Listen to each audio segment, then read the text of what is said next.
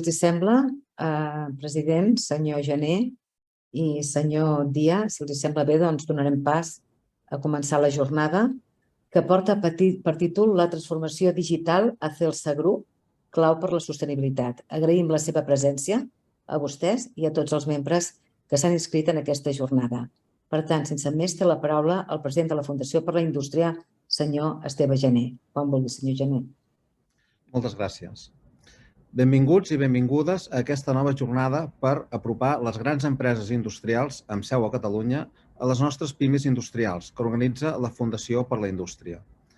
La primera empresa que ens va acompanyar, ja fa 2 anys, va ser Schneider Electric i després ens han acompanyat Fluidra, Banc Sabadell, Roca, SEAT, Costa Brava, Mediterranean Foods, Puig, Telefònica, Ferrer i Almirall. Avui ens podeu comptar amb la que és l'11a gran empresa, Celsa Group. Celsa és una gran empresa familiar catalana, originària de Castellbisbal, fundada el 1967 per en Francesc Rubiralta Vilaseca i el seu germà Josep Maria, i avui presidida per en Francesc Rubiralta Rubió. Actualment és el primer productor d'Europa d'acer circular i baix en emissions. Entre els seus objectius principals estan els de ser una empresa plenament circular el 2030 i net positive el 2040. I per aconseguir-ho, la innovació i la digitalització són fonamentals per tal de disposar de processos més intel·ligents i sostenibles. I treballant per assolir-los han esdevingut un referent en la indústria 4.0 i us posaré un exemple que ho confirma. El juliol de 2020, ja fa 2 anys, i estàvem en plena pandèmia, Celsa va emetre una nota de premsa amb el títol Celsa crearà un bessó digital per prendre decisions i corregir errors abans que es produeixin. Aquells que esteu familiaritzats amb la indústria 4.0 sabeu que crear el bessó digital és una fase avançada de l'aplicació de la tecnologia a la fàbrica i és una mostra del nivell de maduresa de la nostra empresa convidada. Estem molt contents de tenir avui a Celsa Group amb nosaltres, saber com ha anat el seu projecte del bessó i conèixer més de la seva experiència en el procés de digitalització. Moltes gràcies, doncs, per la presència de tothom i iniciem la sessió. Moltes gràcies, senyor Gené. I donarem pas a la presentació per part del senyor Carlos Díaz, que és CEO de Grup Global Steelwire i líder del projecte de digitalització de Celsa Group. El senyor Díaz, des del 2008, forma part del grup. Té una llarga experiència a Celsa, on ha ostentat diversos càrrecs directius recolzats pels seus amplis coneixements i estudis en diverses universitats nacionals i internacionals en els àmbits de l'enginyeria, la telecomunicació i d'altres.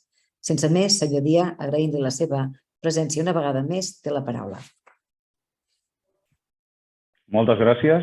En nom de tot l'equip de Celsa, el primer és agrair l'oportunitat que ens doneu de ser amb tots vosaltres, de donar a conèixer la nostra companyia i el nostre projecte avui de digitalització. Passo al castellà i passo a compartir la pantalla, que això és encara més difícil per mi.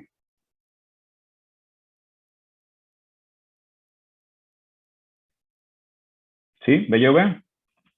Correcte, senyor Díaz. Ok. Molt bé, endavant, perfecte. Bueno, pues como ha explicado muy bien el señor Gené, hemos hablado y estamos hablando de digitalización. Y lo primero que me gustaría compartir con todos vosotros es nuestra creencia de cuáles creemos que son hoy en día las dos grandes macrotendencias que influyen en el contexto empresarial en el que estamos viviendo.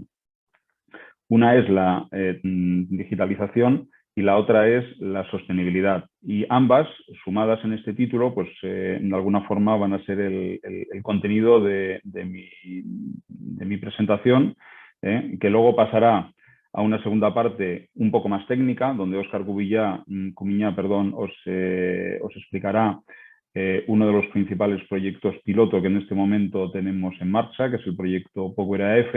Y finalmente, Ignasi Salvador, del equipo de Aquile Solutions, que es nuestro partner estratégico para proyectos de inteligencia artificial, os explicará toda la gama de soluciones en las que en este momento estamos contemplando proyectos de digitalización y donde uno de ellos, pues como bien ha explicado el señor Gené, es el gemelo digital, el Digital Twin, que tanto ha dado que hablar.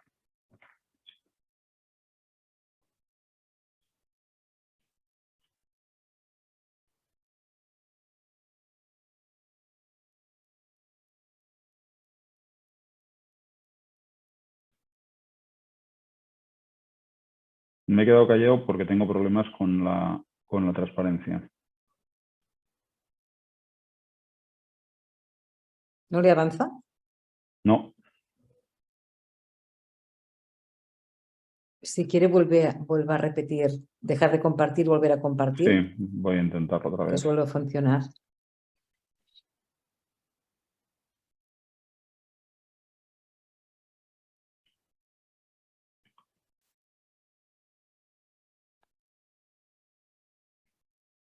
Vemos de nuevo la presentación. Muy bien, vemos la Ahora sí, siguiente ¿verdad? transparencia. Perfecto. Sí, correcto. Disculpad. Bueno, entonces empezando por el principio y empezando antes de entrar de lleno en temas de digitalización, me gustaría compartir con todos vosotros por qué la sostenibilidad es tan relevante y tan importante para nuestro grupo empresarial. Y es porque realmente en este momento los dos mayores riesgos sistémicos que creemos que nuestro planeta, a los que nuestro planeta se está enfrentando, están muy relacionados con la sostenibilidad medioambiental. Y básicamente, los tenéis en pantalla, es el riesgo de que agotemos los recursos naturales que el universo ha puesto a nuestra disposición, y solo un dato para demostrarlo. Actualmente estamos como civilización consumiendo a un ritmo de 2 planetas y tenemos solo uno, y eso evidentemente pues, es indicativo de que algo no estamos haciendo bien. Y en segundo lugar, tenemos una realidad que es un clima que está cambiando mucho más rápidamente de lo que inicialmente pensábamos, y que todo eso pues, incrementa los riesgos de que nuestro planeta sea sostenible a largo plazo. Y esos dos riesgos, de alguna forma, se ven recogidos en lo que para nosotros es uno de nuestros grandes objetivos empresariales en este momento, que están expresados en esta visión, y que básicamente, como tenéis en pantalla, pues nuestro objetivo a largo plazo es ser líderes en la generación de cadenas de producción circulares para contribuir a una transición hacia una economía de impacto positivo. Y esto para nosotros hoy es fundamental.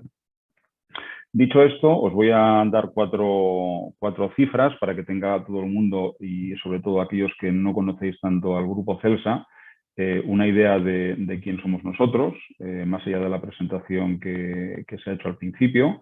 En el 2021, como grupo, facturamos un poco menos de 5.300 millones de euros, produciendo 6,3 millones de toneladas de acero, con un equipo de profesionales que estaba un poco por debajo de los 10.000, con un nivel de integración aguas arriba, y aquí básicamente estamos hablando de la compra de materias primas de un 35%, donde estamos con una integración importantísima en todo lo que es el negocio de la recuperación férrica, y con un negocio de integración vertical aguas abajo, y eso es los productos que se fabrican a partir de los productos siderúrgicos que elaboramos, de un 20%. Es decir, estamos hablando de volúmenes altos, con lo cual estamos hablando de impactos muy altos, donde entre hacer las cosas bien y mal, desde un punto de vista de sostenibilidad, pues es muy relevante. Procesamos 8 millones de toneladas de chatarra al año, dando lugar a 1,5 millones de productos que somos capaces de valorizar, con lo cual son 1,5 millones de toneladas que no acaban en vertederos gracias a una buena gestión circular. Damos lugar y obtenemos del negocio de recuperación férrica 100.000 toneladas al año de metales no férricos, y finalmente somos capaces de recuperar del vertedero más de 5.000 toneladas de plástico al año. Eso al final nos convierte en una empresa que, además de circular, es una empresa sostenible, y también desde un punto de vista de la taxonomía europea. Y eso es así porque más del 90%, un 93% de la materia prima que utilizamos en nuestro proceso productivo viene de material reciclado, el 100% de nuestro producto es acero y por tanto es reciclable, un número infinito de veces, y más de un 90% del residuo que generamos en nuestro proceso productivo somos capaces de valorizarlo y de, como he dicho antes, no tenerlo que enviar a vertedero.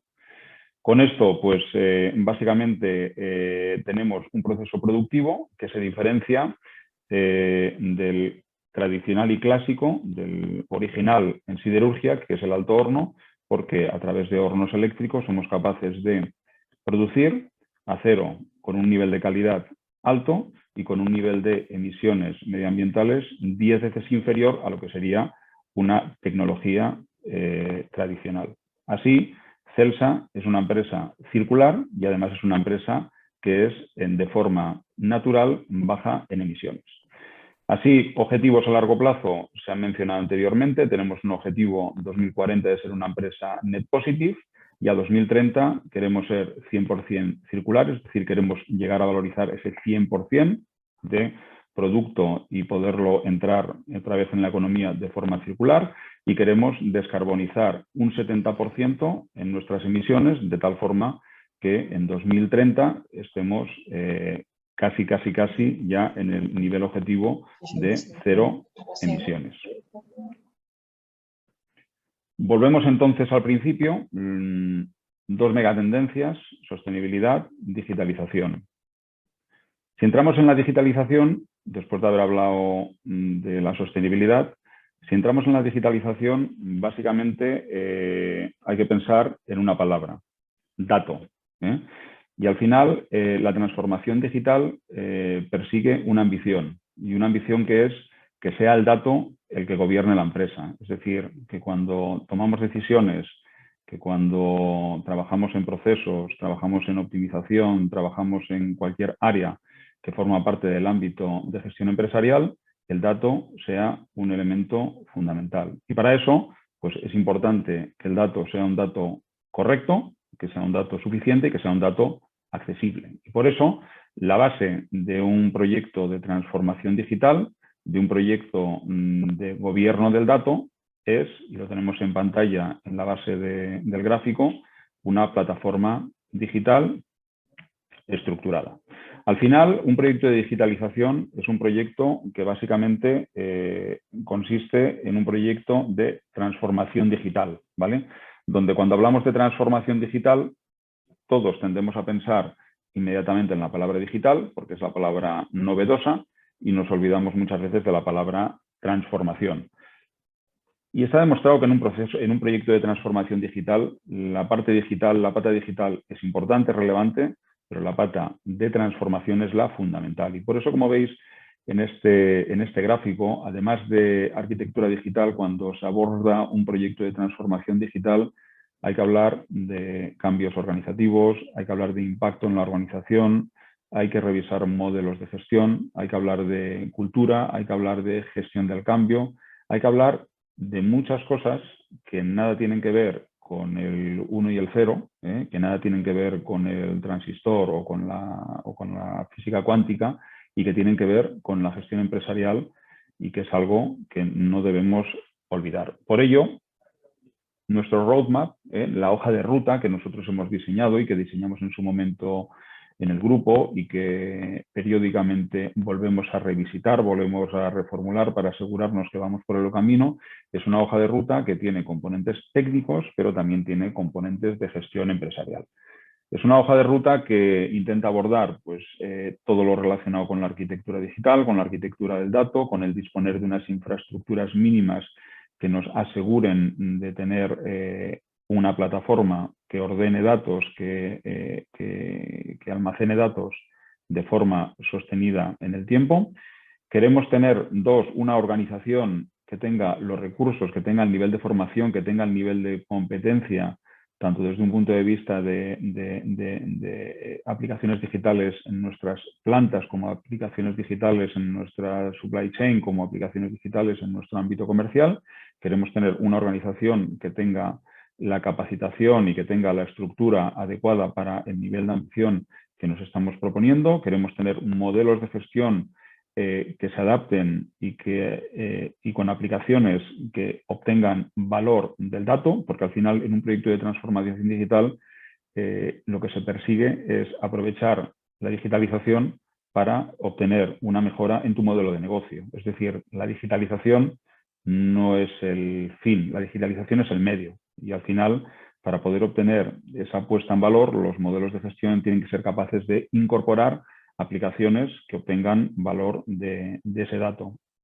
El Enterprise Data Lake, que en nuestro caso es la integración de la parte del mundo digital industrial y el mundo digital de negocio. En un negocio como el del Grupo Celsa, el área industrial, como todos podéis imaginar, es muy relevante, pero al final todo eso hay que integrarlo en el negocio, hay que llevarlo cerca del cliente, hay que llevarlo con el resto de proveedores que cada vez son más relevantes, logísticos, etcétera, para que todo en su conjunto sea capaz de obtener pues, de forma integral ese, como he dicho antes, valor del dato. Y todo eso en un entorno donde la ciberseguridad pues, cada vez es un área que nos tiene que preocupar más, es un área cada vez más relevante y donde pues, hay que trabajar de forma proactiva para tener la infraestructura, la capacitación adecuada, de forma que en ningún momento podamos estar sujetos a un ataque que ponga en peligro la calidad y el valor de nuestros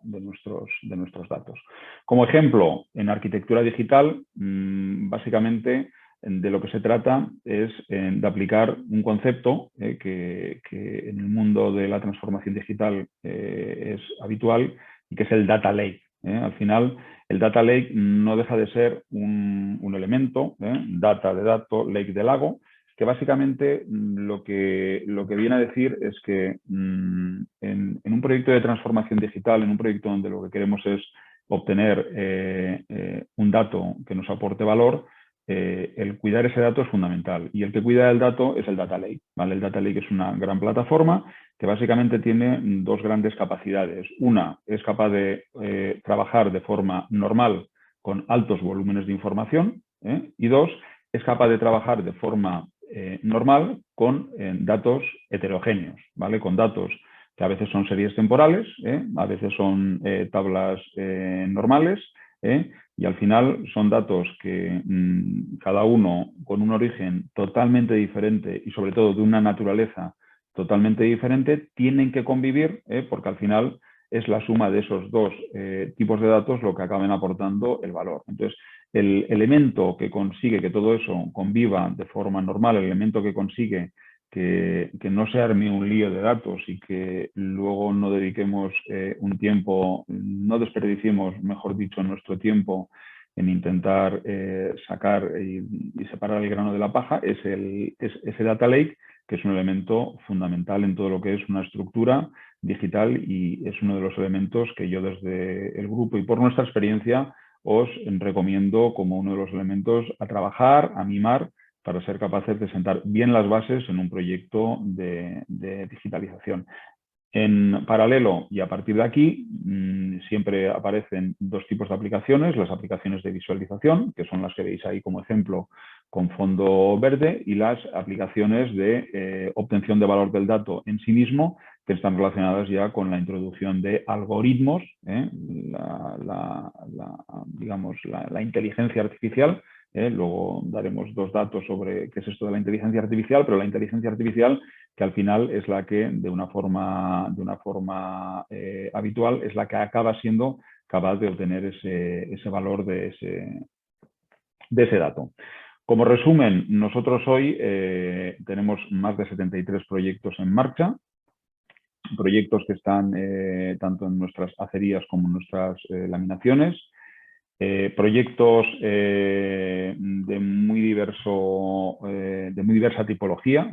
Al principio se ha hablado del Digital Twin. Desde que empezamos a trabajar en Digital Twin han aparecido muchos otros proyectos relacionados con reconocimiento de imagen, proyectos de Machine Learning puros, proyectos de robótica, proyectos aprovechando termografía para obtener información, proyectos de analítica avanzada y proyectos de grúas inteligentes muy relevantes en nuestra organización. O sea, al final son proyectos que lo que buscan es, a partir del dato, obtener valor de forma que seamos capaces de obtener modelos que se incorporan a nuestro modelo de negocio y nos permitan obtener una ventaja competitiva.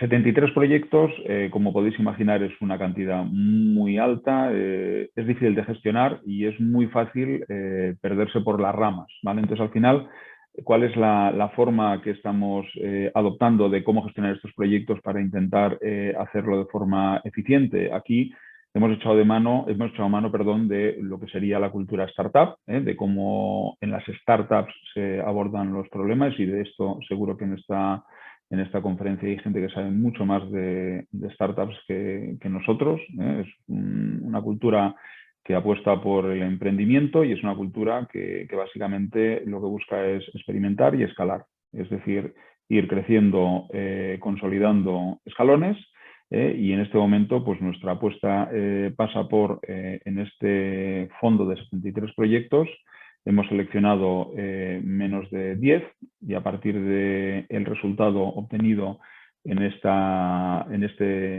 una primera fase en estos proyectos, en función del nivel de consolidación de los resultados, que en principio deberían estar cerca de lo que inicialmente hemos proyectado, decidiremos cómo escalamos, hacia dónde escalamos, qué proyectos siguen, qué proyectos desaparecen, pero siempre dentro de un modelo ordenado. Nuestra apuesta, como he comentado anteriormente, es trabajar a fondo con el dato, es disponer de un data lake que nos permita contar con muchísima información, muchísimos datos totalmente heterogéneos, datos que están ordenados, datos que están perfectamente limpios, y eso significa sin errores, para obtener el máximo potencial a partir de la aplicación de tecnología de inteligencia artificial. Que, como veis aquí, la inteligencia artificial, pues a veces se la denomina inteligencia artificial, a veces se habla de machine learning y algunas veces de deep learning. Lo que sí que es cierto es que la explosión, el momento en el que la inteligencia artificial ha empezado a cobrar cada vez más páginas en libros, en periódicos, ha sido a partir de la aparición del deep learning, que no deja de ser una evolución de la inteligencia artificial que es capaz de trabajar con datos no estructurados.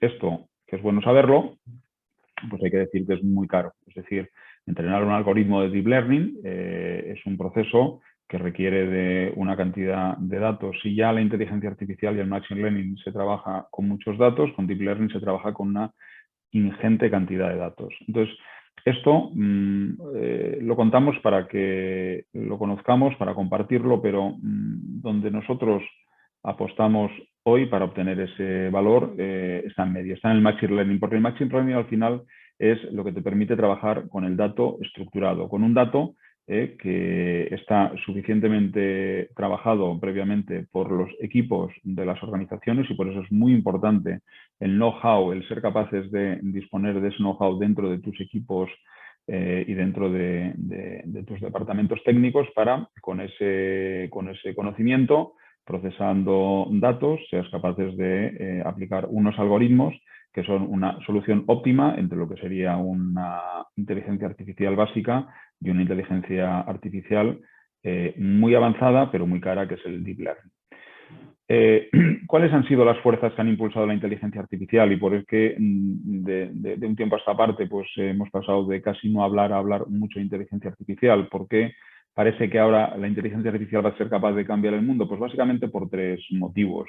Porque en un mismo instante del tiempo, aproximado, pero mismo instante del tiempo, han coincidido tres factores determinantes. Uno, que el nivel de desarrollo de los algoritmos ha disfrutado de un impulso excepcional, y desde luego yo creo que todos los que estamos aquí, por lo menos yo cuando estudié, poca gente estudiaba matemáticas, y ahora matemáticas es una de las carreras más demandadas, y la razón es porque la algoritmia como especialidad ha sufrido un impulso brutal, y cada vez la capacidad de generar y de diseñar mejores algoritmos es mayor.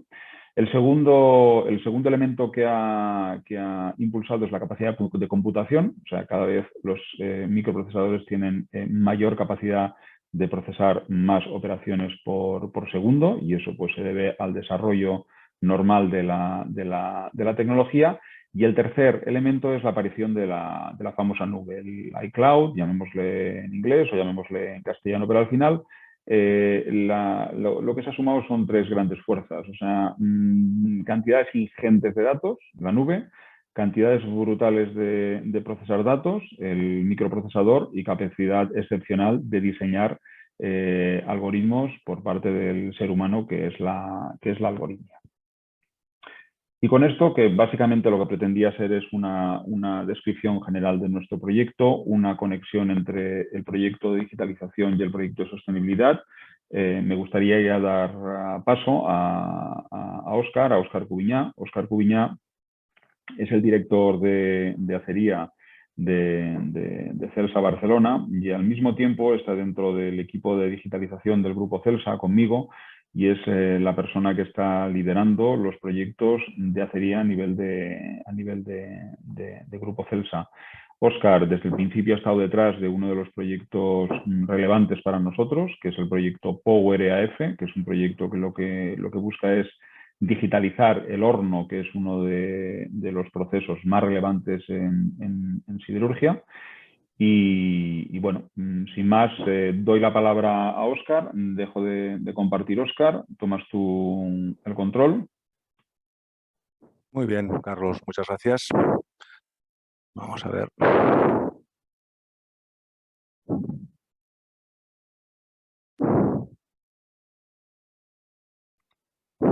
Vale. No sé si se ve la presentación. Se ve perfectamente bien, Óscar. Adelante. Vale. Pues muy bien, buenas tardes. Disculpe, ¿Sí? cuidado con el micrófono porque creo que usted mismo es el que hace ruido con el micrófono.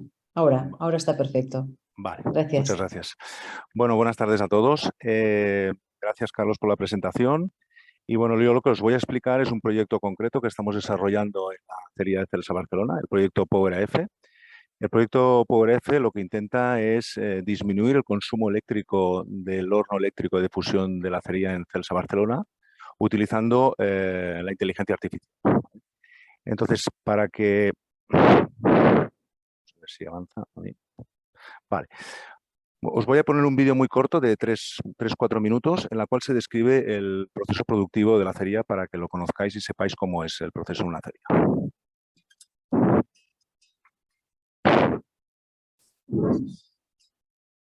La chatarra es la materia básica para la fabricación de aceros.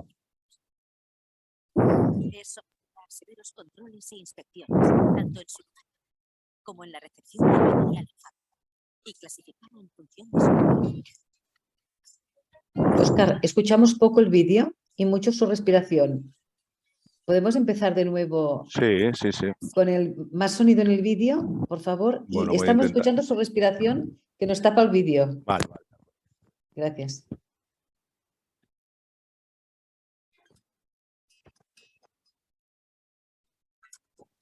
Más volumen del vídeo. La chatarra es la materia para la fabricación de aceros en hornos eléctricos.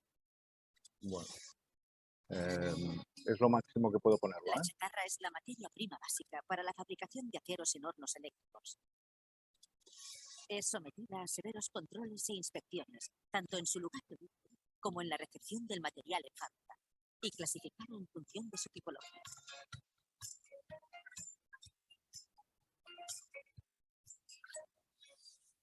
Los diferentes tipos de chatarra se introducen en una cesta donde se añaden diferentes cantidades de otras materias primas, agentes reactivos y espolizantes, con la finalidad de obtener acero de máxima calidad.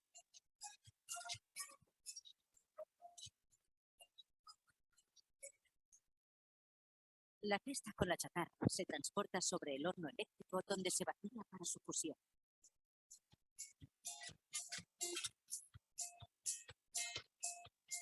La fusión de la chatarra y demás materias primas se consigue mediante la descarga de una corriente eléctrica que se realiza en el horno eléctrico a través de electrodos de grafito y de inyectores de gas y oxígeno.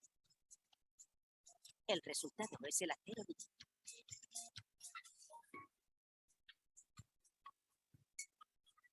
El acero líquido es volcado del horno eléctrico a la cuchara a la vez que se eliminan impurezas y se realiza un primer ajuste de la composición química por medio de la adición de ferroalquilaciones que aportan los elementos necesarios para la óptima calidad del acero.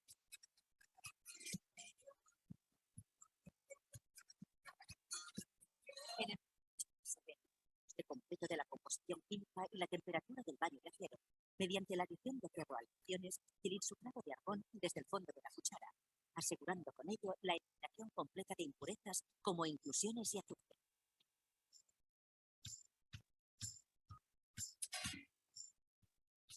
La colada se vierte en un distribuidor con varios orificios en el fondo, a través de los que el acero líquido se distribuye en varias líneas de colada o moldes, donde se lleva a cabo la solidificación del acero y la obtención de semiproductos.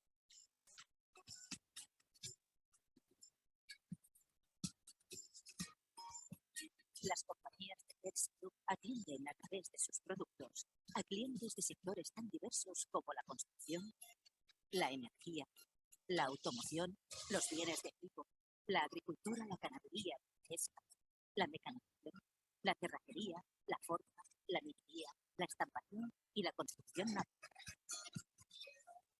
Día a día, Celsa Group innova y busca soluciones tecnológicas de vanguardia para lograr la satisfacción de sus clientes.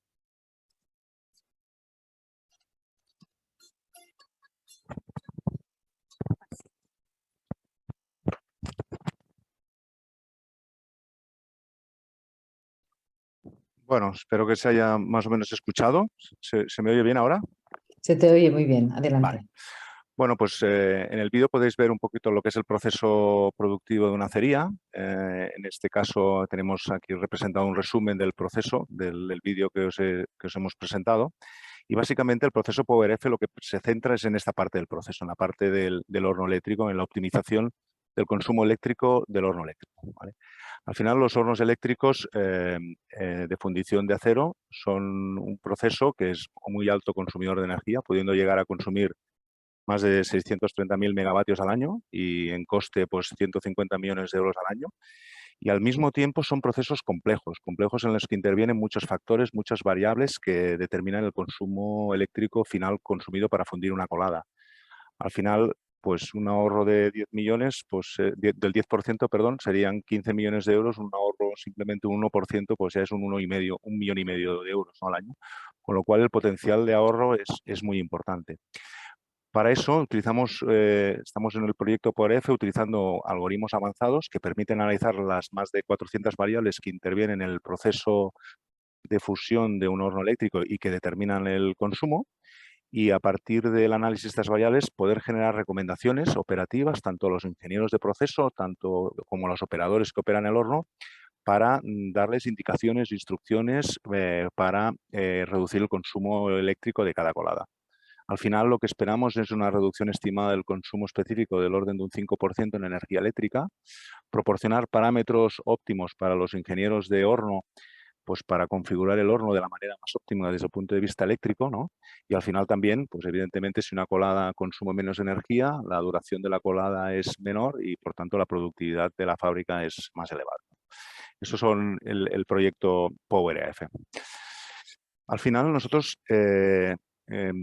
¿cómo estamos aplicando la inteligencia artificial para intentar reducir el consumo eléctrico del horno? Pues básicamente con la inteligencia artificial estamos intentando responder a 3 preguntas. La primera pregunta es una colada determinada, ¿cómo de óptimo ha sido el consumo de una colada?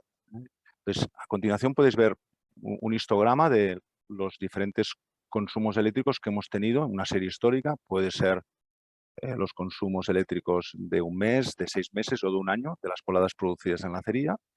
Y observamos en este histograma que tenemos coladas cuyo consumo es bajo en verde, coladas que tienen un consumo medio y coladas que tienen un consumo alto. Hay una variabilidad. A veces pues hacemos una colada y la colada da un consumo alto, ¿no?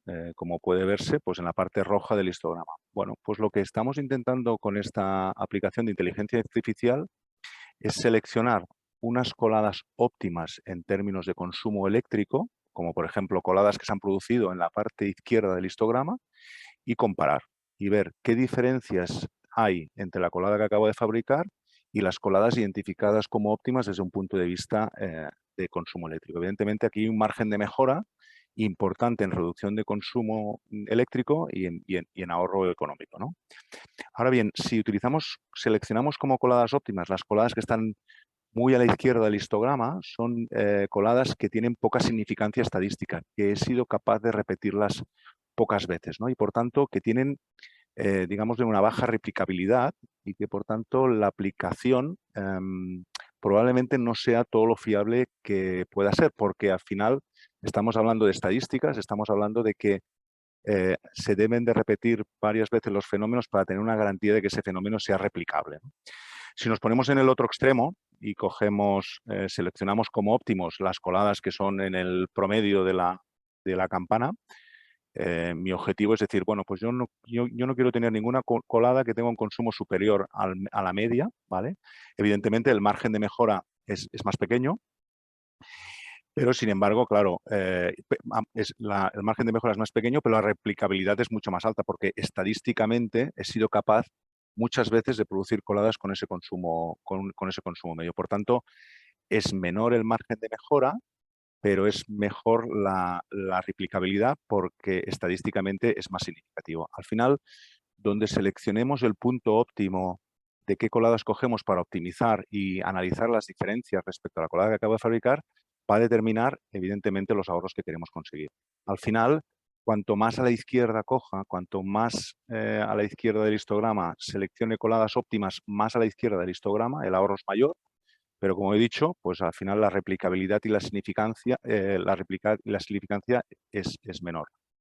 Por tanto, lo razonable es tampoco irse a muy extremo, sino ir a buscar coladas óptimas para compararse con la colada actual que estén en la banda baja del consumo eléctrico, pero que a su vez tengan una significancia estadística importante, es decir, que yo los haya, en mi histórico de coladas, haya realizado varias coladas con ese consumo eléctrico, ¿no? Al final, entonces, la mejora es intermedia, pero mucho mejor replicable y más replicable el comportamiento, ¿vale? Bueno, entonces, una vez escogido cuál es el óptimo de coladas, la siguiente pregunta que quiere responder el proyecto de inteligencia artificial que estamos haciendo es, bueno, ¿qué parte del proceso? Tengo unas coladas óptimas que he escogido, tengo una colada real y querría saber qué partes del proceso no están en su óptimo. ¿Cuáles son las diferencias que hacen que he tenido una colada con un consumo energético peor al que he escogido como coladas óptimas, ¿no? Entonces, aquí es muy importante el concepto de caracterización operativa, ¿vale? Entonces, para poder optimizar mi proceso, es muy importante poder, la palabra técnica se llama modelar, pero quizá se entiende mejor etiquetar, identificar las diferentes formas en que he operado el horno en mi serie histórica, en el histograma que os acabo de explicar, poder etiquetar y modelar las diferentes maneras de operar el horno, porque etiquetándolos e identificándolos los puedo reconocer, los puedo clasificar automáticamente, ¿no? Y a partir de aquí ordenar, ¿no? Entonces, para caracterizar la operativa del horno, hemos dividido las variables que afectan al consumo eléctrico del horno en 7 secciones y en total hay unas 400 variables. Estas son las secciones o grupos de variables que afectan o que creemos que afectan al consumo eléctrico del horno. Básicamente son 7 secciones, son el mix de chatarra, la chatarra que cargamos, la inyección de oxígeno que ponemos dentro del horno, la inyección de carbón, los parámetros eléctricos que utilizamos para fundir, la refrigeración de los electrodos, la aspiración de los humos del horno eléctrico y las adiciones que ponemos que adicionamos al horno eléctrico. Se trata de 7 secciones que todas ellas, en global, son más de 400 variables para entender cómo afectan al consumo del horno, ¿vale? Entonces, para caracterizar, por ejemplo, si un tipo de variable relativa a la carga de chatarra, ¿no? La chatarra que se utiliza para cargar una cesta, existen varios tipos de chatarra, ¿no? Hay un tipo de chatarra, uno de ellos, hay varios, uno de ellos se llama chatarra estructural. Pues para caracterizar esta variable, que es una variable, tenemos variables agregadas, que es un valor totalizado para la colada, para caracterizar esta variable que es la chatarra estructural, llamada estructural, pues dividimos nuestra distribución histórica de consumo de esta chatarra. Al final, si analizamos el histograma, que es el que veis en la pantalla, hay veces que no consumimos nada de chatarra estructural, 0% de uso de carga. Hay a veces que, y cuando gastamos chatarra estructural, nuestro porcentaje oscila entre el 5 y el 20%, más o menos, ¿no? Por encima del 20% son valores que están fuera de rango, ¿no? Entonces, dividimos nuestra distribución histórica en una parte que es la parte baja de consumo, de porcentaje de uso de chatarra estructural, la parte media y la parte de alto consumo de chatarra estructural. Y a partir de aquí etiquetamos le ponemos un código. 0 si no hemos conseguido nada, 1 no hemos consumido nada, 1 si hemos conseguido un porcentaje bajo, 2 un porcentaje medio y 3 un porcentaje alto. Al final, una colada determinada, que cae, por ejemplo, en un 6%, al final, la manera que tenemos como la caracterizamos como un 1, que ha entrado dentro de la banda de bajo porcentaje de consumo de chatarra estructural. Esto, en la chatarra que se utiliza en una cesta, hay hasta 10 o 12 tipos de chatarra. Si hacemos en las 4 tipos de chatarra más utilizadas, pues al final tenemos que una colada determinada, la colada en verde, si reproducimos lo que os acabo de explicar para las 4 tipos de chatarra más significativas, podemos caracterizar que una determinada colada, que es la banda verde, pues la caracterizamos como un 1 que es bajo nivel de consumo de chatarra 1,2, un 0 como nulo porcentaje de utilización de chatarra estructural, un 3 como consumo de chatarra fragmentada alto y un 2 que es un consumo de chatarra limpia medio. Al final, este modo de operación relacionado con la chatarra, con las 4 chatarras principales, lo caracterizamos como 1032. Y esto nos permite identificar y etiquetar este modo de operación. Y así lo hacemos con todas las coladas. Pero no solo tenemos variables agregadas, que es un valor que es único para la colada, tenemos perfiles también. Tenemos variables que son un perfil de inyección, como el gráfico que pueden ver a la derecha. Este es el gráfico típico de un perfil de inyección de oxígeno. Y este tipo de variable también hay que caracterizarlas. Se trata de variables desagregadas y que tienen un perfil como el que pueden ver en el gráfico. En este gráfico pueden ver en el eje de abscisas los kilovatios desde el inicio de la colada y en el eje de ordenadas el caudal de oxígeno inyectado en el horno. Y podemos ver que en este perfil típico, primero diferenciamos 2 fases bien diferenciadas del perfil de inyección, una fase donde los caudales de oxígeno están alrededor de los 400 metros cúbicos, que le llamamos la fase mechero, y otra fase donde los caudales de oxígeno pues, están alrededor de entre 1000 y 3000 metros cúbicos, le llamamos fase lanza. Bueno, pues la manera que utilizamos para caracterizar este tipo de señales, para etiquetarlas y poder reconocer un modo de funcionamiento de acuerdo con este patrón de inyección, es mediante los escalones que se producen en cada una de las fases. Como pueden ver en la fase mechero hay 3 escalones, 3 cambios de caudal, mientras que en la fase lanza existe 2 cambios, que es el step número 4 y el número 5. Pues este tipo de variables desagregadas la caracterizamos como 3,2. ¿Vale? Bueno, pues si hacemos esto para todas las secciones y hacemos esto para las 400 variables que intervienen en el consumo eléctrico del horno que os he descrito antes, al final podemos agrupar todas las coladas de acuerdo en función de la caracterización de cada una de las secciones en una configuración. Y tenemos una información como la que se puede ver, ¿no? Aquí tenemos un listado de configuraciones. La primera línea es la configuración que ha tenido un consumo eléctrico más pequeño. Por tanto, utiliza una configuración de chatarra, tal como hemos explicado antes, la 2132, es decir, un nivel de chatarra 1,2 medio, un nivel de chatarra estructural bajo, un nivel de chatarra fragmentada alto y un nivel de chatarra limpia medio. Igualmente, como la chatarra para el resto de configuraciones del horno, como hemos visto, para el tema del oxígeno, el carbón, los patrones eléctricos, etc., cada uno tiene su etiqueta que identifica el modo de operación de esa sección para esa colada en concreto, ¿vale? Para esas coladas. Y al final vemos que he sido capaz de producir 12 coladas con esta configuración, con estos parámetros, con estas parámetros, y el consumo medio, el consumo mínimo ha sido de 287. De hecho, el consumo ha estado entre 287 y 320. Y así sucesivamente con el resto de configuraciones ordeno las diferentes configuraciones en función del consumo mínimo que ha tenido representativo desde un punto de vista estadístico y los ordeno de manera creciente en términos de consumo eléctrico. Claro, esto les da mucha información a los ingenieros de horno porque con ello pueden saber qué consumo previsiblemente van a tener, porque no olvidemos que estamos hablando de estadística, ¿vale? Que previsiblemente van a tener en base a la serie histórica disponible, en función de cómo configuren las diferentes secciones del proceso. Dependiendo de cómo configuren las diferentes secciones, saben qué consumo eléctrico o pueden tener una estimación de qué consumo eléctrico pueden tener, ¿vale? Un tema relacionado con lo que decía Carlos anteriormente, la calidad de los datos. Hago un pequeño inciso. Aquí se cumple la máxima que garbage in, garbage out. O sea, si yo pongo basura al inicio de mi proceso, por mucha inteligencia artificial que tenga, obtengo basura al final del proceso, ¿no?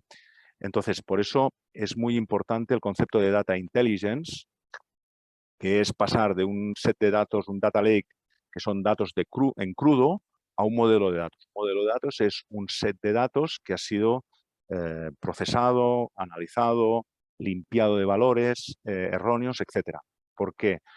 La materia prima de cualquier aplicación de inteligencia artificial son los datos. Muchas veces el dato en bruto, el dato sin procesar, es a menudo inutilizable debido a errores que tienen los sistemas de registro, los sensores, y es fundamental para tener una buena aplicación tener datos limpios, datos correctos, datos fiables. Cuanto más limpios sean los datos y más fiables, más potentes son los modelos que podemos diseñar con estos datos. Por tanto, el diseñar algoritmos que permitan el preprocesado, contextualización y estructuración de los datos, lo que se conoce como data intelligence, es fundamental para cualquier proyecto de inteligencia artificial.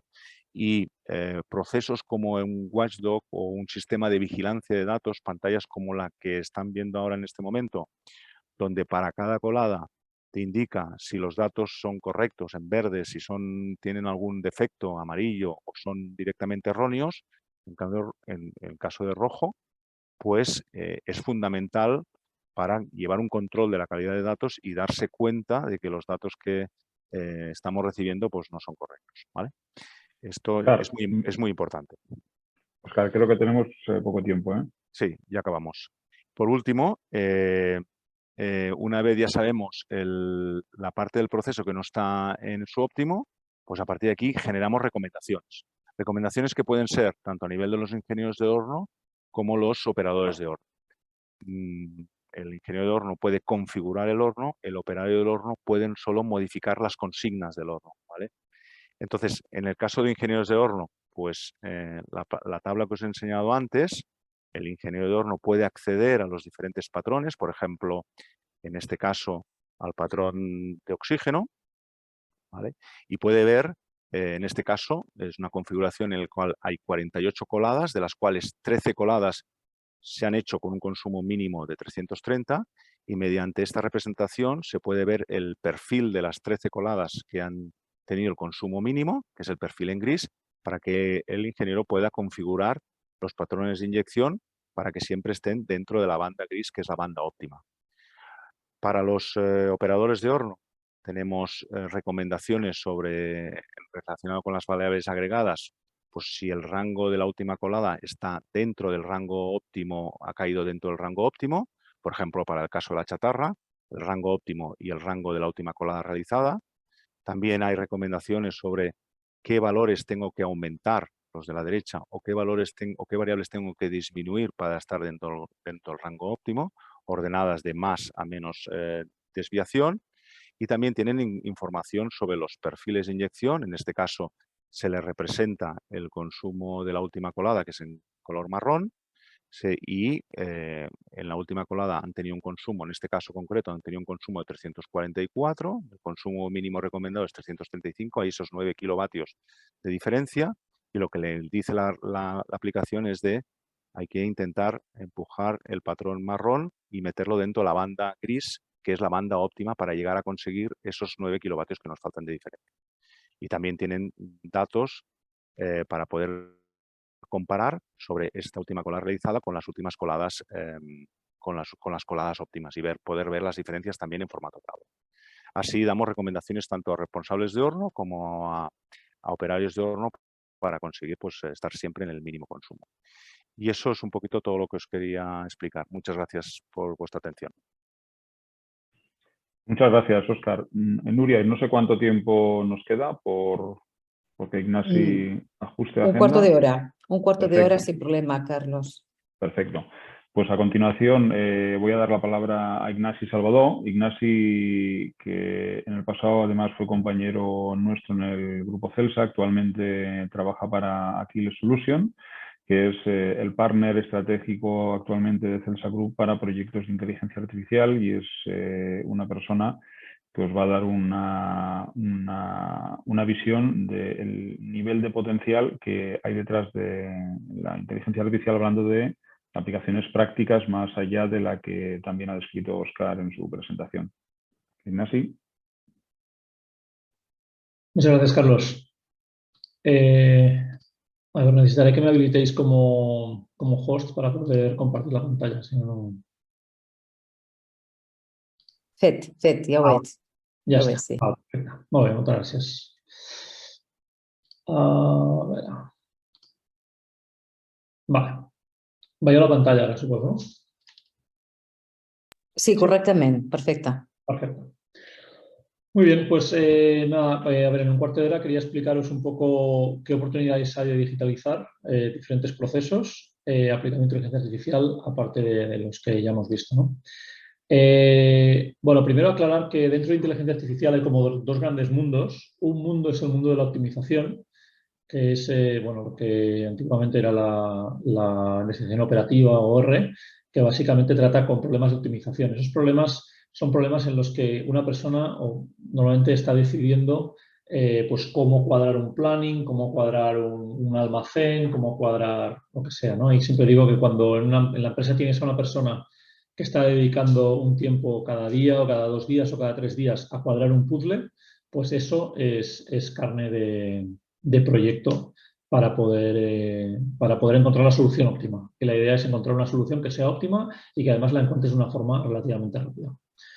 ¿Vale? Y la segunda área es la parte de Data Science y Machine Learning, que bueno, es el área, como bien ha explicado antes Carlos, ¿no? Que vino, digamos, posteriormente y ha sido como, bueno, es con la explosión de la captación de datos y la capacidad de procesamiento, pues somos capaces de hacer cosas pues, que parecen más espectaculares, ¿no? Hacer previsiones de ventas, hacer temas de detecciones de errores, géneros digitales, visión por computador, vale. Entonces, nosotros en Aquiles pues hacemos esas dos cosas, ¿vale? Somos un equipo de unas 50 personas más o menos, algo más, con oficina en Barcelona y Zaragoza y trabajamos bueno, pues para empresas que realmente quieren bueno, meter inteligencia artificial en sus procesos para ser más eficientes. ¿Vale? Entonces, lo que os quería contar hoy es un poco, digamos, diferentes proyectos que hemos hecho dentro del Grupo Celsa. Hemos hecho otros fuera también, ¿no? Pero el Grupo Celsa creo que es, bueno, es sin duda nuestro principal cliente y hemos hecho muchos proyectos ahí, ¿no? Entonces, esto aquí veis el proceso que tenían hace un tiempo, ¿no? Y, bueno, aquí la idea es que un cliente pues les pedía oferta y pues la gente de back office del departamento comercial pues les enviaban una oferta, luego les enviaban un pedido, estas personas manualmente registraban el pedido en el ERP, también hacían reservas de stock, en el momento en que alguien pedía pues decidían, bueno, ¿qué hago? Tengo material ya fabricado, pues lo reservo, ¿no? El departamento de planificación pues, utilizaba la información del ERP para hacer su planificación y hacer las reservas de producción para la planificación de la producción. Y por otro lado, el departamento de compras, pues en función de los pedidos, en función de la planificación que había, pues hacían su planificación de compras, ¿no? De qué materiales tenían que comprar. Igualmente, el departamento logístico pues, utilizaba la información del ERP y con eso pues, hacían su planificación logística y enviaban el producto al cliente. Si había algún problema, pues el cliente pues, llamaba, ¿no? Oiga, ¿qué pasa con mi pedido? Bueno, pues esto es más o menos el mapa que había en el grupo Celsa, pues como que 2008, 2009, una cosa así. ¿Vale? Entonces, os voy a llevar por el proceso, ¿no? De cosas que se han hecho y que se pueden aplicar a muchas otras empresas y industrias bastante similares. Primera solución, lector de pedidos. El cliente nos envía un pedido, ¿no? ¿Cuál es la idea? La idea es intentar reducir el tiempo que dedica el equipo para introducir esos pedidos en el sistema. Reducir errores y, por otro lado, poder procesar pedidos pues a todas horas, ¿no? De modo que un cliente pues, pueda enviar un pedido a las 9 de la noche y quede registrado, ¿no?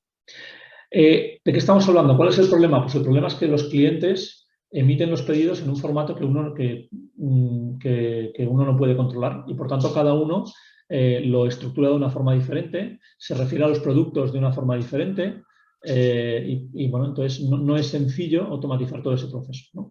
Y cuando estás recibiendo del orden de más de 40.000 líneas al año, pues es un proceso grande que requiere de mucho esfuerzo y de muchas personas pues, para poder realizar este trabajo, ¿no? ¿Cuál es la idea del proyecto? La idea es, a través de un pedido que llega por correo electrónico, poder extraer la información del cliente, fecha de pedido, dónde hay que entregarlo, qué productos nos han pedido, cantidades, descuentos, precios, fechas, lo que sea. Entonces, ¿cómo lo resolvemos esto? Pues lo hemos resuelto de dos modalidades diferentes. Una modalidad con un lector automático, que básicamente está basado en una serie de plantillas, de modo que se define una plantilla para cada cliente y los pedidos que lleguen, que cumplan ese formato, pues se procesan automáticamente. Y otra, que es un lector manual. El lector manual lo que permite es que la persona que está procesando pedidos pueda seleccionar el texto donde el cliente se está refiriendo a ese producto y la herramienta reconozca cuál es el producto y le sugiera al usuario cuál es el resultado de esto que está pidiendo. Y eso se procese directamente. ¿Vale? Aquí tenéis pues una pantalla de tipo del lector de pedidos que ahora mismo lo hemos convertido ya en producto. Y bueno, aquí pues al final siempre tienes los pedidos en un lado y en el otro lado pues la información que estás leyendo, ¿no? Y de aquí puedes interactuar con el sistema, ¿no? Bueno, ya tengo el pedido metido en el sistema, entonces ahora, antes de planificarlo, como veíamos antes, tengo que decidir, ¿no?, si cojo stock o planifico. Pues otra cosa que es importante es cuáles son mis previsiones de venta futuras, ¿no? Esto, pues, al final no es sencillo. Uno tiene sus datos históricos, pero cuando tienes muchísimas referencias, estás vendiendo en muchos mercados y además tienes cierta estacionalidad y puedes tener efectos puntuales, ¿no?, de que hayas vendido algunas cosas excepcionales que no sean habituales, pues hacer este análisis no es evidente. Entonces, ¿qué se hizo aquí? Pues aquí se tomaron datos históricos de ventas. Por otro lado, se definieron equivalencias entre productos nuevos e históricos. Es decir, si tú introduces un producto nuevo y tienes productos históricos, no te puedes fiar de los datos históricos porque tienes que saber a qué producto se asemeja, ¿no? Y por otro lado, incorporar el input del equipo comercial, que es la gente que está en contacto con clientes y que tiene cierta sensibilidad sobre qué está pasando en el mercado, ¿no? Esto lo que hace la herramienta al final es extraer un desglose producto a producto de cuáles son las previsiones de venta en los próximos meses. ¿Y esto qué permite? Pues permite muchas cosas. Permite que el equipo de compras pueda hacer sus aprovisionamientos conforme a esa previsión. Pensemos que si estás comprando productos en países que tienen plazos de entrega de 3 meses y tu plazo de entrega son 3 semanas, pues tienes que tener una buena previsión, si no, no puedes vender, ¿no? Bueno, y nada, únicamente una pantalla. Aquí al final, como siempre, los outputs visuales pues dependen mucho de lo que el usuario quiera ver, ¿no? En este caso, únicamente una tabla, lo que se quería, y luego eso está integrado pues, con el RP y se vuelven los datos y con eso ya se trabaja. Vale. Bueno, ya tengo el pedido, tengo mi previsión de ventas futura, entonces ahora ya, cuando tengo el pedido registrado en el sistema, tengo que decidir qué hago. ¿Reservo stock del material que tengo fabricado o reservo producción futura? Y esto dependerá pues, de muchas cosas, dependerá de cómo combine yo todos los pedidos. Entonces, ¿cuál es el objetivo de este sistema de ATP MPS? Básicamente, reducir el coste de transporte total a base de maximizar la carga en los camiones y juntar aquellos productos que requieren de transporte especial para no pedir más transportes especiales de los realmente necesarios. Esto cumpliendo las fechas de entrega con las que me he comprometido con el cliente, ¿vale? Esto es una cosa que la puedes hacer manualmente, pero la cuestión es que cuando la tienes metida con un sistema basado en inteligencia artificial, lo que te permite es que cuando tienes un pedido nuevo, puedes rehacer todo el cálculo de todas las asignaciones y asegurarte de que cumples con todos los requisitos que tenías y que a la vez has encontrado una solución óptima, incluyendo ese pedido nuevo, ¿vale? Y esto lo que permite, pues eso, es operar. Al final te permite operar con unos niveles de stock más bajos y con seguridad de que los plazos de entrega los cumples. Lo que tienes que decidir es cada uno de los camiones en qué fecha salen, con qué material y a quién se los envías, ¿vale? Y cuando tienes el orden de 400 camiones diarios, pues bueno, necesitas una herramienta para poder hacerlo, ¿no? Aquí igual, pues bueno, al final tienes tu interface para poder gestionar todo esto, ¿no? Y saber cuánto lleva reservado, cuánto no lleva reservado, y con eso pues asignarlo todo, ¿no? Bueno, tenemos ya el pedido introducido, sabemos cuándo lo tenemos que entregar. Entonces, cosas que hemos hecho en producción, y aquí voy un poquito más rápido. Pues una de ellas es, por ejemplo, una planificación de la feria. Al final, cuando planificas la feria, pues tienes que acabar decidiendo qué producto fabricas, qué palanquilla fabricas para cumplir con los consumos que tienes en los trenes de laminación, que son procesos posteriores, ¿no? Y tienes que tomar pues, muchas decisiones. Tienes que decidir qué líneas abres, con qué producto y a qué ritmo lo vas operando. ¿Vale? ¿Con qué idea? Pues con la misma idea, intentar reducir el coste total de producción, pero asegurándote de que cumples con los requisitos que tienes de transformación en procesos posteriores. ¿Vale? Patrones de corte. En el caso de Celsa, en los trenes de laminación, los productos que fabrican no son todos de largo estándar, fabrican también productos de largo a medida. Y en función del tamaño de la palanquilla, pues según cómo combines todos los pedidos que tienes, pues puedes tener más o menos merma en función de las puntas que te sobren en la palanquilla cuando la vas cortando, ¿no? Al final es una barra muy larga que tengo que ir cortando secciones de 10 metros, 8,3, 5,2. ¿Cómo combino todos esos pedidos? Pues es muy relevante para reducir las mermas y para intentar ser más eficiente, ¿no?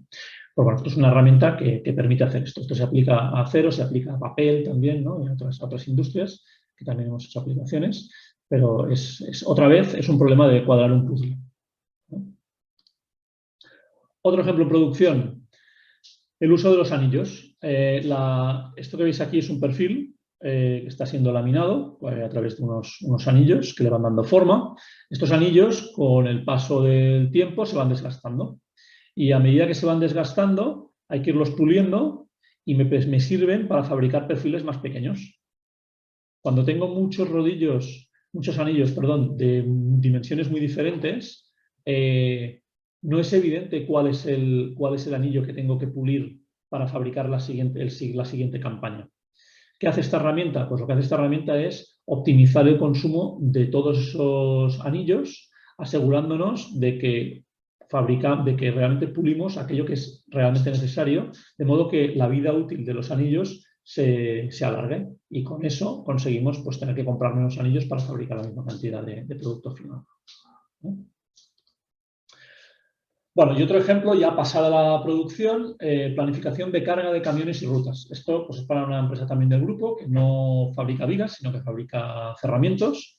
Y lo que tienen es que, aquí el problema que tenían es que el departamento de logística tenía que pedir los camiones que iban a necesitar al cabo de 2 días, y el problema que tenían es que cuando recibían los pedidos, en el momento en que la persona de logística tenía que pedir los camiones, no sabía exactamente cuántas cajas o cuántos palés iban a salir al final y de qué tamaños iban a ser, y entonces no sabía realmente cuántos camiones necesitaba.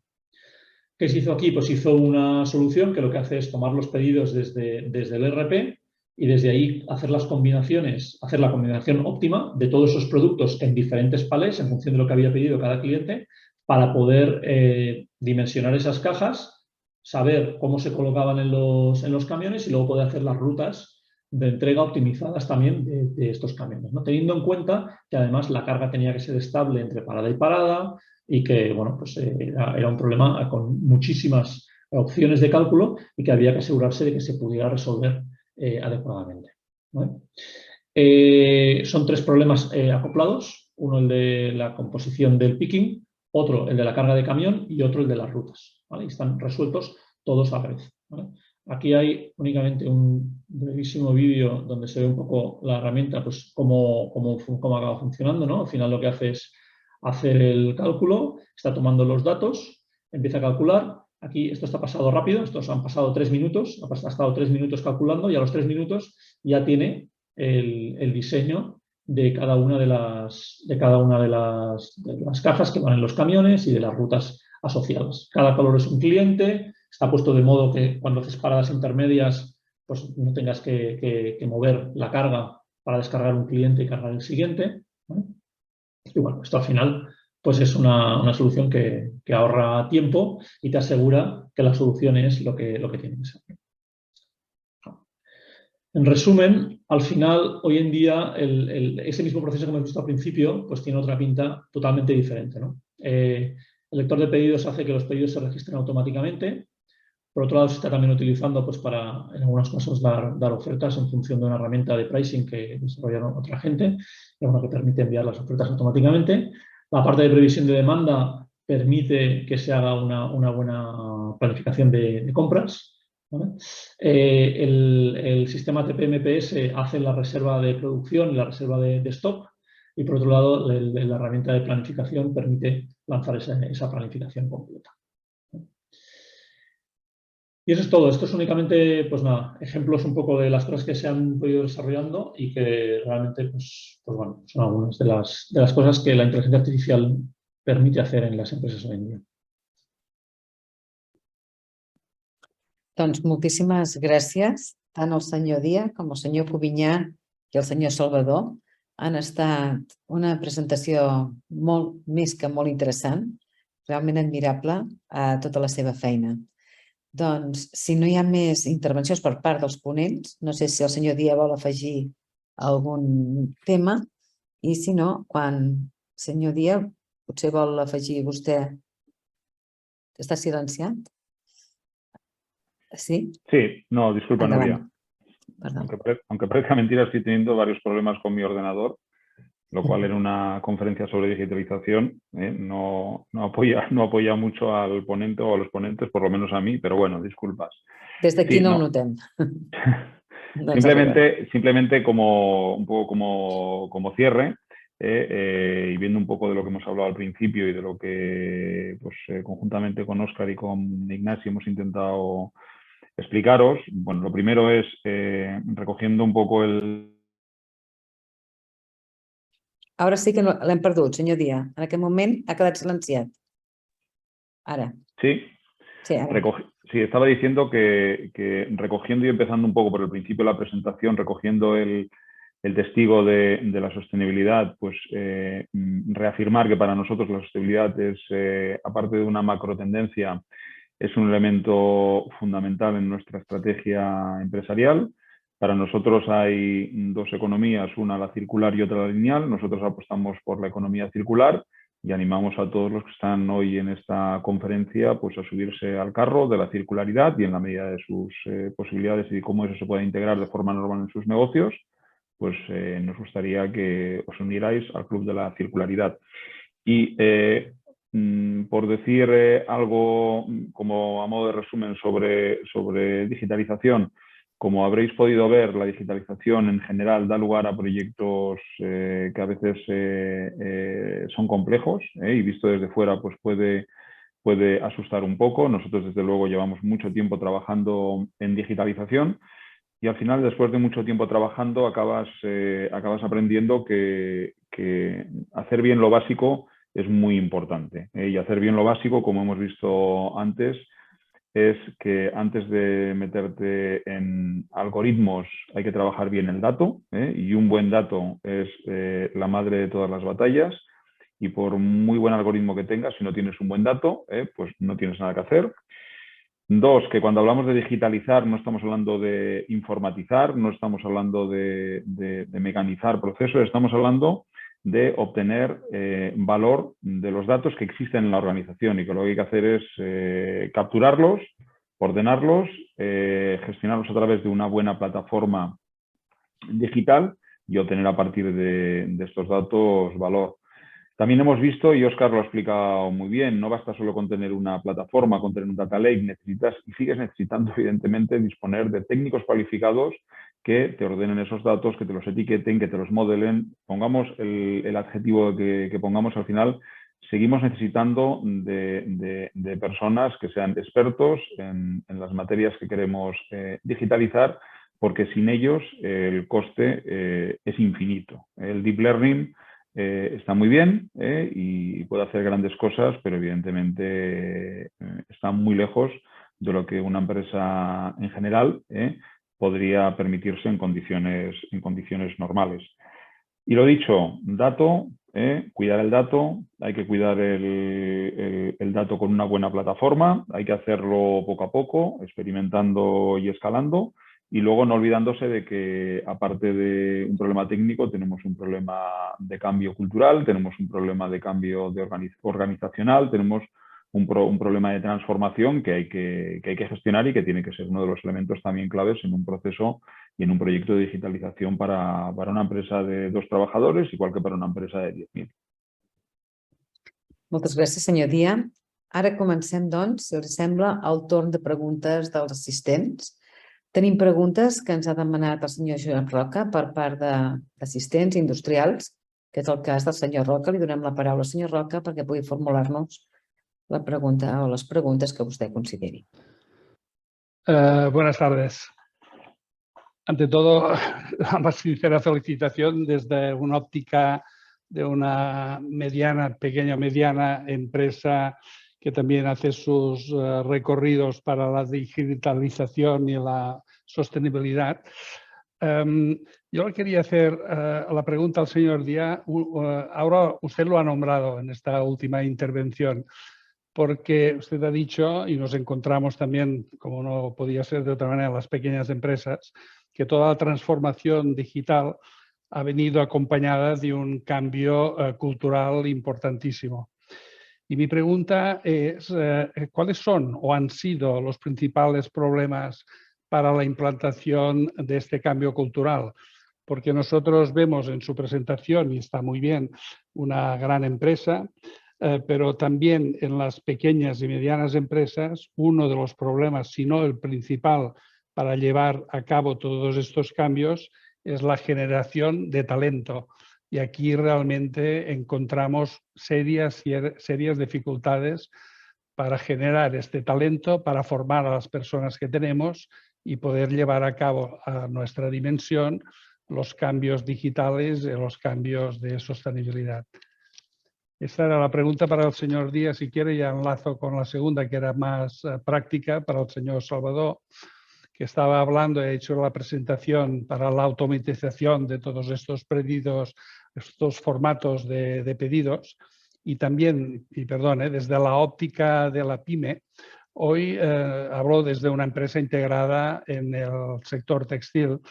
Más que la automatización de pedidos, nosotros particularmente nos encontramos con una gestión de ofertas, porque los pedidos, todos y cada uno de ellos, antes se tienen que gestionar de una manera humana, pues la gestión humana de la oferta, para que luego, pactados pues todos los términos, llegue o no, esperamos que sí, a ser un pedido. O sea, ¿cómo se automatiza esto? Que nosotros lo pasamos todo por el lado humano. Estas eran las dos, o son las dos preguntas. Gracias. Vale, ¿empiezo Gracias, yo, Ignacio? señor. Sí. Dale. Vale, lo primero, gracias, señor Roca, por la pregunta. La verdad es que es una pregunta bastante complicada, porque realmente da un poco en el hueso de un proyecto de estas características. Entonces, lo primero que podemos decir es que nosotros no hemos hecho este proceso, nosotros estamos haciendo este proceso. Es decir, un proceso de cambio se caracteriza porque en general no acaba nunca, o por lo menos yo nunca he estado inmerso en un proceso de cambio que haya conseguido llegar a su fin, y este desde luego no es una excepción. Nosotros estamos muy lejos del objetivo final, porque tenemos un objetivo muy ambicioso, que es obtener valor del dato, y evidentemente, pues como ha explicado bien Óscar, una cosa es tener datos, otra cosa es transformar esos datos en información, esa información en conocimiento, y en toda esa evolución, digamos, hay mucho que hacer.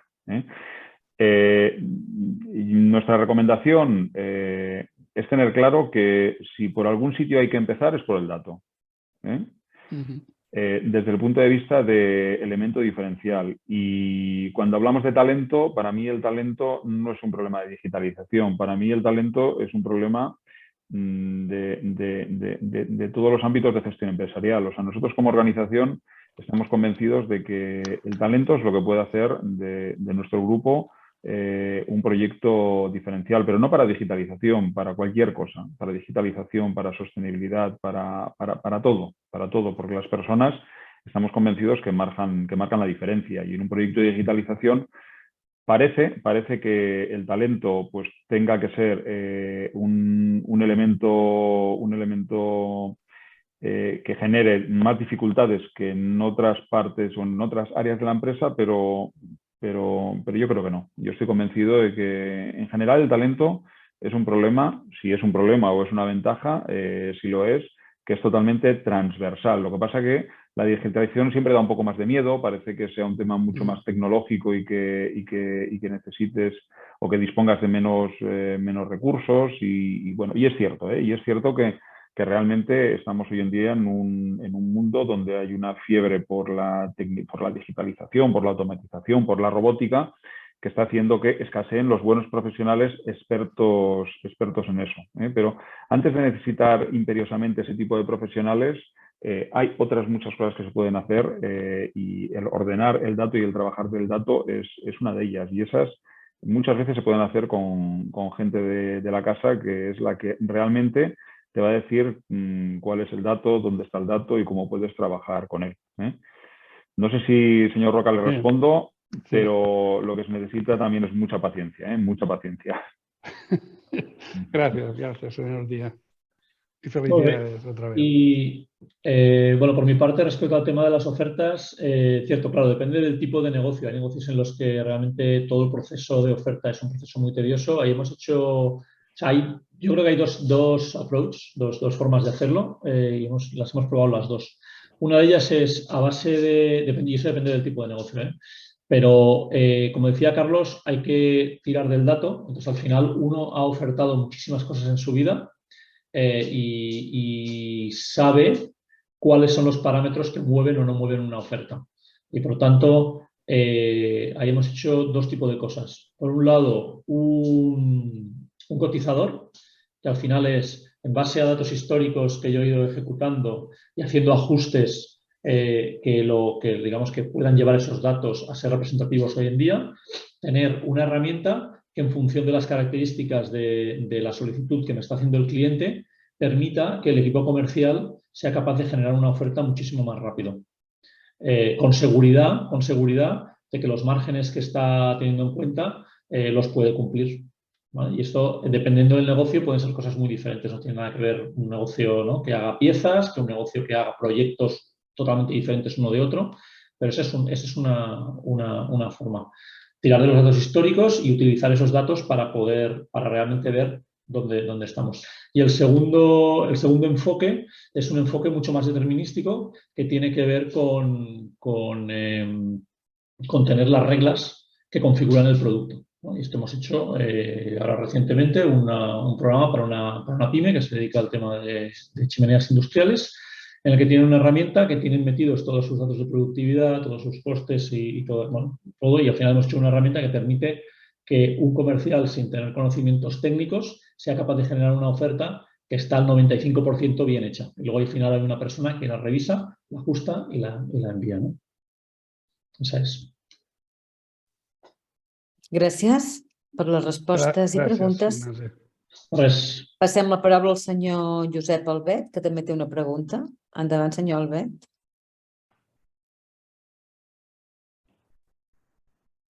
Muchas gracias. Y quería felicitar las ponencias porque realmente ha sido una sesión muy, muy interesante. Y no lo digo por quedar bien, sino efectivamente por el contenido, ¿no? Y mi pregunta es para Óscar Cubiñá. Cuando has hecho toda la explicación de cómo construíais, digamos, la obtención de datos y poder verificarlos y poder contrastar y buscar esa eficiencia o ese resultado, claro, pensaba, digo, hombre, CELS hemos dicho que se crea en el año 67, ¿no? En el año 67 no había nada de todo esto, y las cosas pues se iban haciendo sobre la marcha, y llegamos a un momento donde creemos necesario, pues y porque también tenemos la tecnología, pero creemos necesario hacer este análisis, ¿no? Ante una pyme, lo que me imagino que podría estar pensando es cuál es el retorno de hacer todo este trabajo analítico tan profundo y que me lleva tanto tiempo para al final encontrar los parámetros de eficiencia. Porque sabemos que muchas veces en el entorno empresarial, pues todo este tipo de trabajo que no tiene, digamos, un impacto directo sobre la venta a corto plazo, pues puede verse como pues un trabajo de decir, oye, pues seguimos haciendo como lo hacíamos desde el 67, para entenderlo. Gracias por la pregunta. Bueno, primero que nosotros cuando tiramos para atrás no vamos tan atrás. Nosotros normalmente nuestras series históricas, porque el proceso, aunque parezca mentira, es un proceso muy cambiante y que continuamente estamos innovando e introduciendo cambios en el proceso a nivel de cambios de operación, etcétera. Siempre nosotros más o menos lo que tiramos es un año para atrás, un año y medio para atrás a la hora de buscar dentro de nuestras coladas, las coladas óptimas. Entonces, por tanto, nuestro escenario, nuestra serie histórica, pues eso, es un año y medio, más o menos. No vamos tan atrás, porque entonces los datos se mezclan muchos modos de operación y muchos modos de producción diversos y nosotros siempre intentamos, pues eso, tirar un año para atrás. Efectivamente, no nos hemos de engañar, es mucho trabajo. El proyecto este del PowerAF, no nos vamos a engañar, vamos para el cuarto año, estamos ya en el cuarto año y toda esta presentación que he hecho en 20 minutos pues son 4 años de trabajo, ¿no? En nuestro caso, evidentemente, tenemos un potencial de ahorro extraordinario porque estamos hablando de energía eléctrica, todos sabemos cómo están los costes de energía eléctrica y, por tanto, a nosotros nos vale mucho la pena invertir nuestro tiempo en intentar optimizar este proceso, ¿no? Porque sabemos que si conseguimos ni que sea un 1%, ¿no? Que parece una medida bastante modesta, nuestro objetivo es estar entre un 5, como hemos dicho, pues el retorno es brutal, ¿no? Y más como sabemos cómo están los precios de la energía, que para qué hablar de esto, ¿no? Claro, hay que tener en cuenta efectivamente lo que dice usted, ¿no? Que detrás hay mucho trabajo y hay que valorar el beneficio, coste-beneficio de lo que te va a dar esto, porque no nos engañemos. Es trabajo, mucho tiempo y mucha dedicación y esfuerzo y, por tanto, se tiene que invertir y supongo que también las pequeñas y medianas empresas, por supuesto, con más acento, pues en aquellas cosas que realmente tengas un margen de retorno importante porque el trabajo detrás és important. Moltes gràcies. Si no m'equivoco, ens queda només una pregunta feta per part del senyor Silva, que ens diu que no li va la càmera, però que el podrem escoltar. I amb aquesta pregunta pràcticament podríem arribar a l'hora en punt que tanquem les nostres sessions. De moment, si no m'equivoco, donem pas doncs, a aquesta pregunta del senyor Silva. Endavant. Hola, es una pregunta dirigida al señor Carlos Díaz. En una economía de escala y aprovechando que, como habéis comentado, ya estáis intentando que los datos sean datos limpios, ¿habéis pensado en alguna herramienta de Process Mining justamente para buscar esta economía?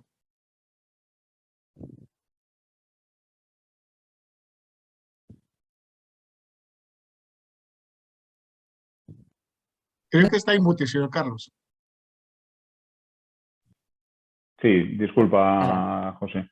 ¿Puedes repetir? ¿Has hablado de una tecnología de process mining? Senyor Silva, li he silenciat jo.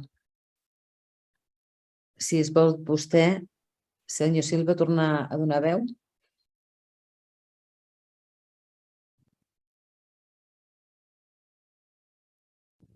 Ara. ¿Me escucha? Sí, perfecte. Vale. No. Le preguntaba si justamente buscando esa economía de escala y una vez que ya tenéis bien los datos, si habéis tenido una experiencia con alguna herramienta de Process Mining. Justamente es otra forma también de, antes de aplicar la inteligencia artificial, el tener los procesos de alguna forma bastante estructurados y buscar esa economía que tanto comentáis.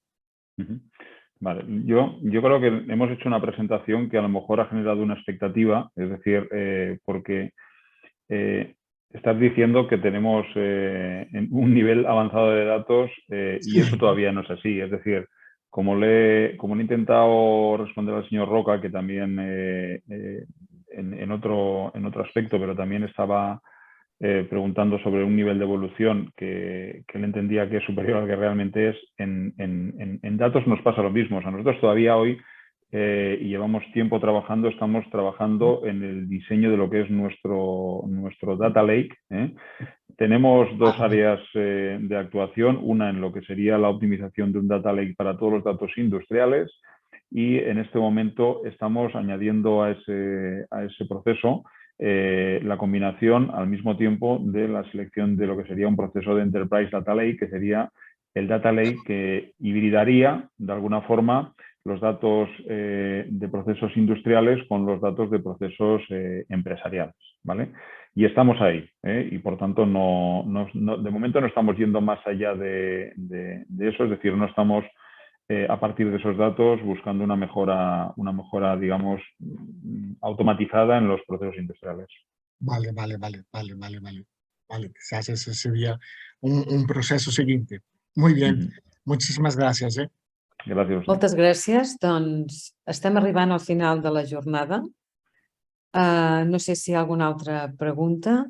A mi no em consta en el xat que ningú més vulgui la pregunta, ningú més ens vulgui preguntar, i si és així, doncs complint rigorosament amb l'horari, li donaria la paraula al president de la Fundació per la Indústria perquè faci la cloenda d'aquesta brillant jornada, que com a moderadora agraeixo com s'han ajustat els temps i el contingut d'altíssima qualitat de tots els ponents i de tots que han preguntat. Moltes gràcies per part meva i té la paraula al president. Bona tarda i moltes gràcies, Núria. A veure, en aquest cas sí que és més que obvi que només em puc sumar als agraïments, oi? El senyor Dia, el senyor Òscar i Ignasi, perquè realment ha estat una jornada tremendament i absolutament interessant. Jo destacaré una cosa que crec que demostra molt que s'està fent, no només que s'està fent ben fet, tot i la modèstia que també demostren com a empresa, que també jo crec que és un valor afegit, però el fet que també demostra que s'està fent molt ben feta aquesta feina és que sempre està darrere, però no és el fet important, el fet econòmic, sinó que és una cosa que es vol fer amb un fons de veritat, perquè és una necessitat que ja no com a país, sinó com a planeta necessitem, i quan una cosa no es fa només amb un objectiu econòmic, que sempre hi ha de ser-hi perquè estem parlant d'empreses, sinó que s'està fent amb un objectiu molt més profund i molt més d'arrel, és el que demostra que es vol fer i que es vol fer molt ben fet. Per tant, doncs, només puc donar les gràcies amb una conferència que crec que ha estat molt, però que molt interessant, de la qual tots n'hem de prendre nota. Com també comentava el senyor Dia, cadascú amb la seva dimensió, perquè sí que estem parlant d'una empresa en aquest cas, i molt agraïts amb un volum molt gran i de gent i d'equip i de tot, però que pot ser extrapolable també, com deia ell, amb una empresa petita de 2 persones. Vull dir que és un aspecte que totes les empreses l'hem de tenir present perquè és una ajuda i una ajuda en aquests moments necessària i que tota la conjuntura va cap aquí i, per tant, tots ens hi hem de sumar perquè és un valor afegit molt important per tots nosaltres.